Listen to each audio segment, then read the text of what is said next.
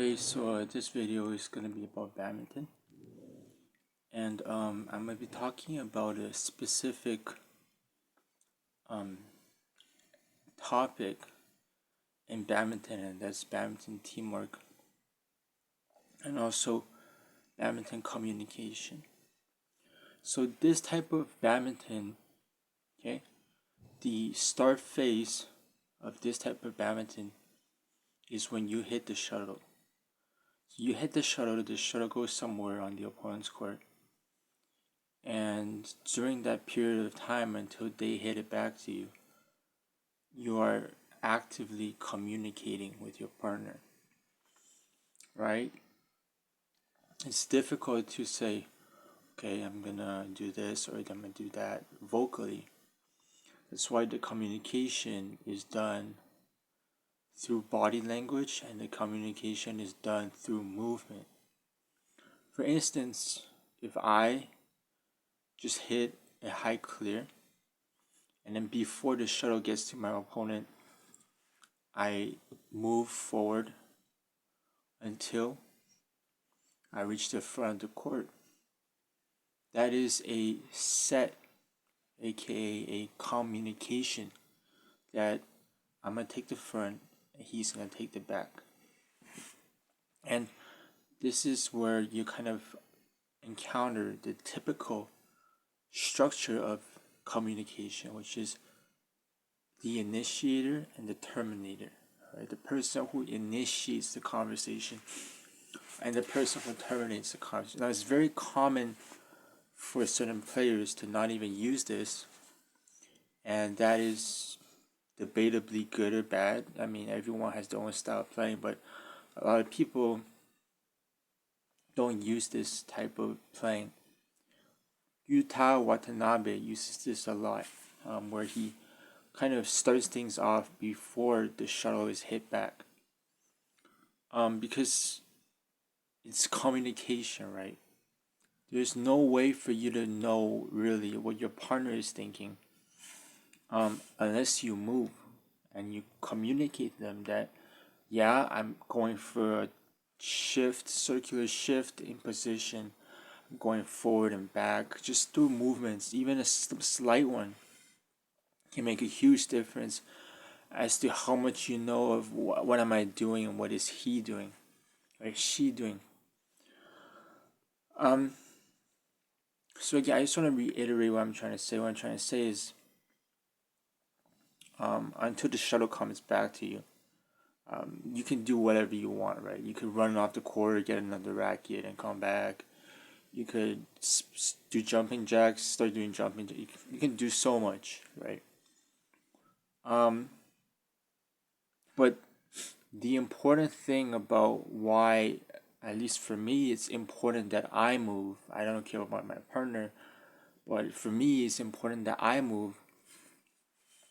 And the way that I play badminton is with a lot of movement, is because I want to make sure that my partner knows what type of play, what type of imagining play, as in what type of move I'm seeking to do, right? If we're just standing still side to side or front and back and we're not moving, it's very difficult to know like what my partner is doing. So basically what happens is you're stuck in the portion of life where you're just waiting for your partner to move or you to move.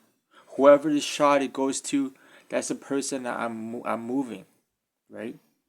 And there's no choice. There's no freedom as to, oh, okay, I'm gonna go there. I'm gonna grab that shot if it goes there. I'm gonna grab this. You're gonna grab this shot if it goes there. Again, talking about the initiation phase and the terminal phase of, okay, I'm gonna start the movement, and then you have to fill in for me, right? If I'm gonna go to the front of the court, you have to take care of the back. If I switch back to side, whatever, what's gonna happen? What are you gonna do? It's a communication thing. And when you play with communication, the playing should get better because you're understanding what you're going to be doing with your partner. It's not like singles. Singles, there's only you and your opponent, right? You can understand yourself and you can understand your opponent pretty well. In doubles, there's another person with you on the court. And you have to find a way to understand, get in their head as well as the opponent's head. If you get in their head and think, oh, sure, that is what they're going to do. And the only way to do that, you can yell words if it works. It's actually one reason you would yell during a smash, is to tell your partner you smash. Anyways, but really, what you would have to do is make movements before the shuttle is hit, and before you hit the shuttle, because once you go in, you hit the shuttle, your position is set, and it starts over and over again. So again, focus on communication. Focus on seeing the movements themselves as not necessarily, because there's lots of ways to do them. There's a start, there's a reject, there's a go with it. There's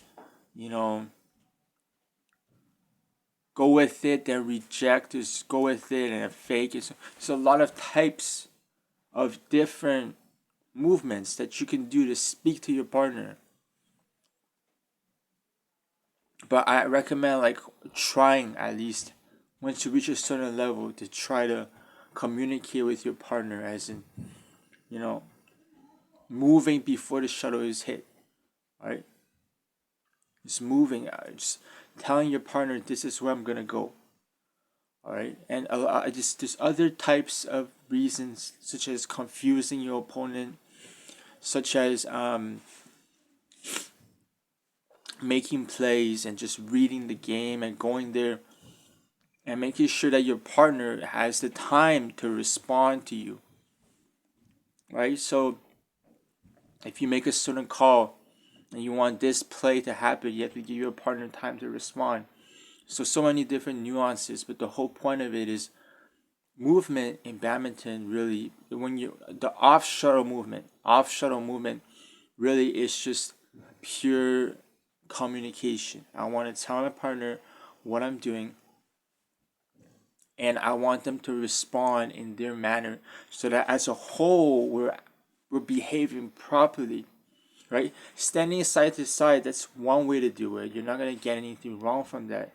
But to play active badminton, you have to start to make plays, and you have to start to taking the initiative and kind of talking with your partner on the court. Like you would, if you would like, if you're in the front, you could shift back, hinting that you might go for